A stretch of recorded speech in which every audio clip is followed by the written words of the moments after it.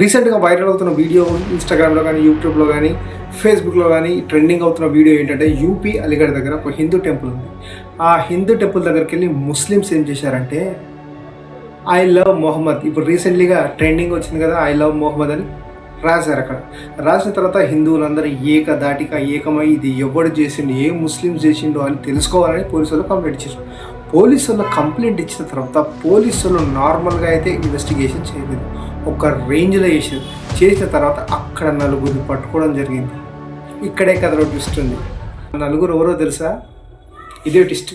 హిందువులు. వాళ్ళ పేర్లు వచ్చేసి ఆకాష్, అభిషేక్, దిలీప్ అండ్ శశాంక్. వీళ్ళు ఐ లవ్ మొహమ్మద్ అని రాశారు. హిందూ అండ్ ముస్లిమ్స్ మధ్యలో గొడవ పెట్టాలని చూశారు. కానీ అక్కడ ఉన్న పోలీసులు చాకచక్యంగా వాళ్ళని పట్టుకోవడం జరిగింది. పట్టుకున్న తర్వాత వాళ్ళని గిరఫ్తార్ చేయడం జరిగింది. ఇప్పుడు తెలిసిందిగా పోలీస్ స్టేషన్కి వెళ్తారు. ఒక మత కల్లోలు చిచ్చు పెట్టడం వల్ల ఏమవుతుందో అని పోలీసులు మంచిగా రుచి చూపిస్తారు దానికి.